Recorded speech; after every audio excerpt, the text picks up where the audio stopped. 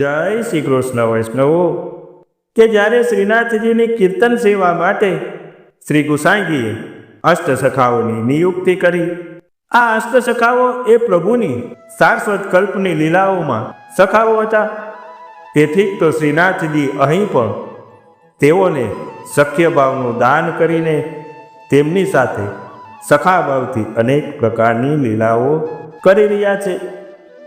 આવા જ એક સખા એટલે ગોવિંદ સ્વામી. આ ગોવિંદ સ્વામી સાથે શ્રીનાથજી સંપૂર્ણ સખ્ય ભાવથી અનેક પ્રકારની ક્રીડાઓ કરતા. જ્યાં પ્રેમ ત્યાં નેમ નહીં, તે મુજબ ગોવિંદ સ્વામી માટે શ્રી ગુસાઈજીએ શ્રીનાથજી મંદિરમાં જે નિયમો હતા તે નિયમ પૈકી શ્રી ગુસાઈજીને એક નિયમ તોડવો પડ્યો અને ગોવિંદ સ્વામીની યાદીથી એક નવો નિયમ બનાવ્યો. તો આ નિયમ શું હતો અને નવો નિયમ શું બન્યો કે જેનું પાલન હજી સુધી દરેક પુષ્ટિ માર્ગીય મંદિરોમાં કરવામાં આવે છે? તો આજના સત્સંગમાં આપણે તે વગેરે બાબતની ચર્ચા કરીશું.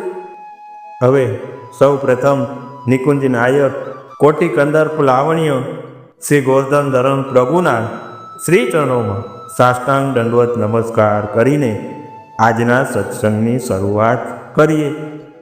કહેવાલા વૈષ્ણવો, ગોવિંદ સ્વામી અને શ્રીનાથજીને ખૂબ જ સખ્ય ભાવ હતો. કારણ કે ગોવિંદ સ્વામી એ શાશ્વત કલ્પની લીલામાં શ્રી ઠાકોરજીના શ્રીદામા સખા હતા.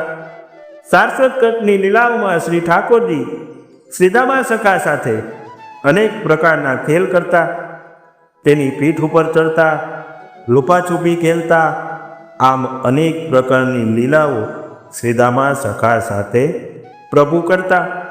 હવે અહીં શ્રી ગિરિરાજજીમાં પણ શ્રીનાથજી શ્રીદામા સખાનું પ્રાગટ્ય એવા ગોવિંદ સ્વામી સાથે અનેક પ્રકારના ખેલ કરી રહ્યા છે. હવે એક વખત ગોવિંદાસ મંદિરમાં કીર્તન ગાઈ રહ્યા હતા ત્યારે શ્રીનાથજીને ટીખળ કરવાનું મન થયું. તેથી તેમણે ગોવિંદાસને એક કાકરી મારી. ગોવિંદાસે ગાવાનું ચાલુ રાખ્યું. થોડી વારમાં બીજી કાકરી મારી ત્યારે ગોવિંદાસ સેજ અટક્યા, પરંતુ કીર્તન ગાવાનું બંધ ન કર્યું. હવે નટકટને ચાળો સૂજ્યો અને તડાક કરતીકને ત્રીજી કાકરી જોરથી મારી ત્યારે કીર્તન અટકી ગયું અને ગોવિંદ સ્વામીએ પોતે પણ એક કાકરી ઉપાડીને શ્રીનાથજીને મારી. આથી શ્રીનાથજી ચોંકી પડ્યા.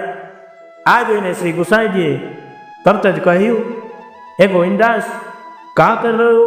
શ્રીનાથજી કો કાકરી ક્યું મારી?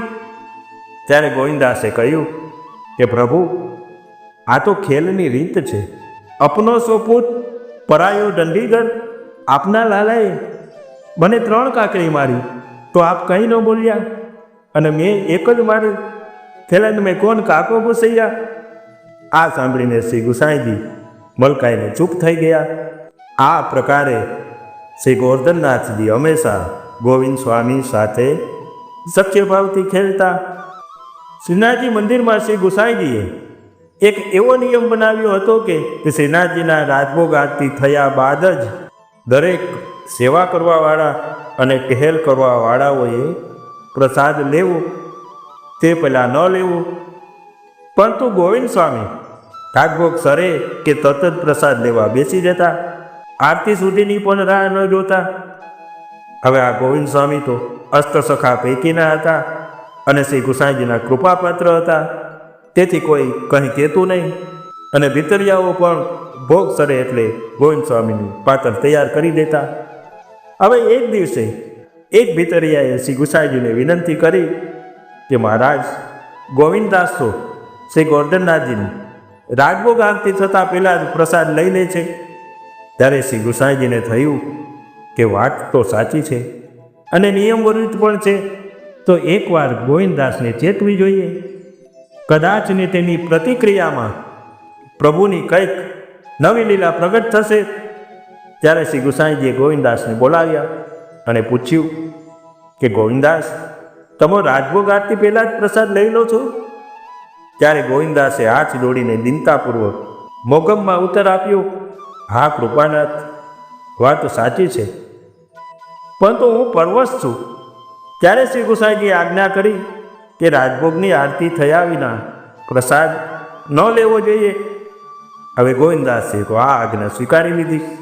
હવે બીજે દિવસે ગોવિંદાસ શ્રીનાથજીની રાજભોગ આરતી થઈ રહ્યા પછી પ્રસાદ લેવા બેઠા અને આ બાજુ શ્રીનાથજીના અનુસર થઈ ગયા અને શ્રીનાથજી જગમોહનમાં આવીને કેટલી વાર પાછા પધાર્યા પણ ગોવિંદાસ ન દેખાયા. ફરીથી શ્રીનાથજી પધાર્યા ત્યારે ગોવિંદ સ્વામી હાથ મોં લૂછતા જગમોહનમાં આવી પહોંચ્યા.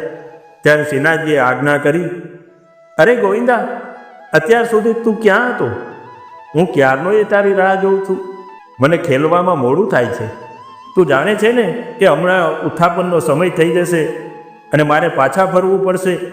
તો ચાલ જલ્દી તારી પીઠ ઉપર બેસાડીને અપ્સરા કુંડ તરફ લઈ જા. ત્યારે ગોવિંદાસે કહ્યું કે પ્રભુ, હું શું કરું?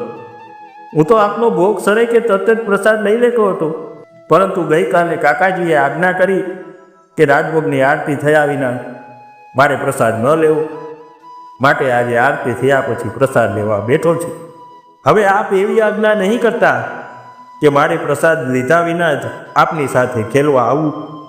હવે ગુરુની આજ્ઞા પાલન કરનારા ગોવિંદાસને શ્રીનાથજી વધુ તો કંઈ ન બોલ્યા અને પ્રસન્ન થઈને પોતે ગોવિંદાસની સાથે કુચરી તરફના વનમાં ખેલવા પધાર્યા. અહીં ખેલતા ખેલતા સાંજ પડી, ઉત્થાપનનો સમય થયો. શ્રીનાથજી અને ગોવિંદાસ ગિરિરાજી પર પરત પધાર્યા. શ્રીનાથજી તો મંદિરમાં પધાર્યા અને ગોવિંદ સ્વામી કીર્તન કરવા લાગ્યા. ત્યારે શ્રી ગુસાઈજી મંદિરમાં પધાર્યા ત્યારે શ્રીનાથજી તો ગંભીરતા ધારણ કરી અને મુખ ખોલાવીને બિરાજી રહ્યા. આ જોઈને શ્રી ગુસાઈજીએ વિનંતી કરી કે બાબા, આજે કેમ આપ આમ અનમના બિરાજો છો? શાનેથી બેસાયા છો? આપને શું કોઈએ કંઈ કહ્યું? ત્યારે શ્રીનાથજીએ આજ્ઞા કરી કે કાકાજી, આજે અમને વનમાં ખેલવા જવામાં ઘણું મોડું થયું. કેમ વાલા?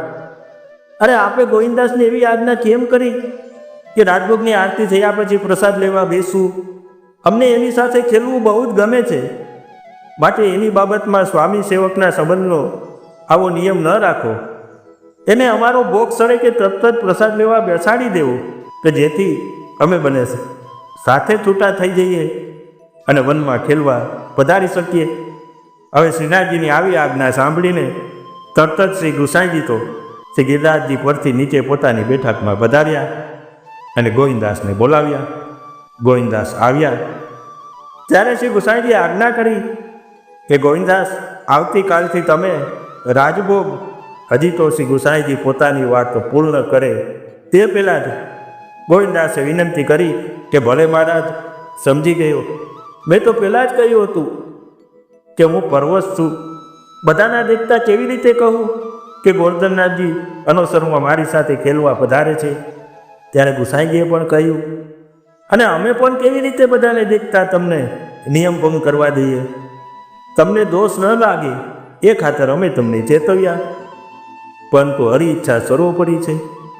પ્રભુના સુખ ખાતર એમની આજ્ઞાથી આપણે નિયમમાં બાંધછોડ કરવી જ જોઈએ. તમે જે પ્રકારે પ્રથમ પ્રસાદ લેતા હતા તે જ પ્રમાણે લેજો, તમને દોષ નહીં લાગે. તમારા કારણે શ્રી ગોરધનનાથજીને આજે ઘણી વાત જોવી પડી, અને એવો નિયમ શું કામનો કે જેનાથી પ્રભુને પરિશ્રમ થાય. ધન્ય છે આવા ગુરુને અને ધન્ય છે આવા સેવકને કે જેઓ પ્રભુના સુખ ખાતર નિયમ બદલી જાણે અને નવા નિયમ ઘડી પણ શકતા.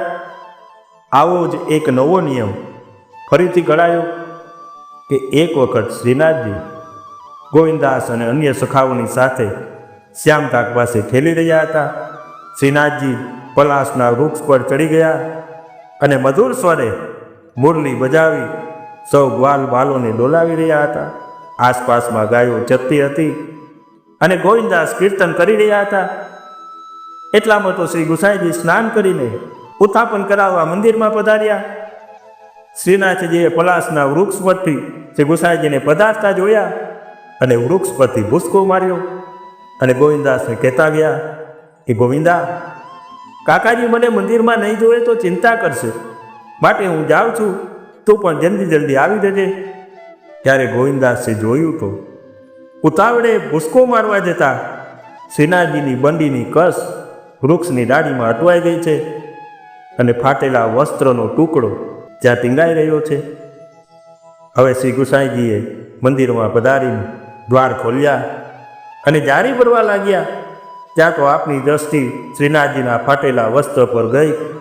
બંદીની કસ તૂટેલી જોઈ ઉથાપણનો ભોગ ચડાવી શ્રી ગુસાઈજી તરત નીચે પધાર્યા અને ચિંતાતુર થઈને પોતાની બેઠકમાં બિરાજી રહ્યા હતા.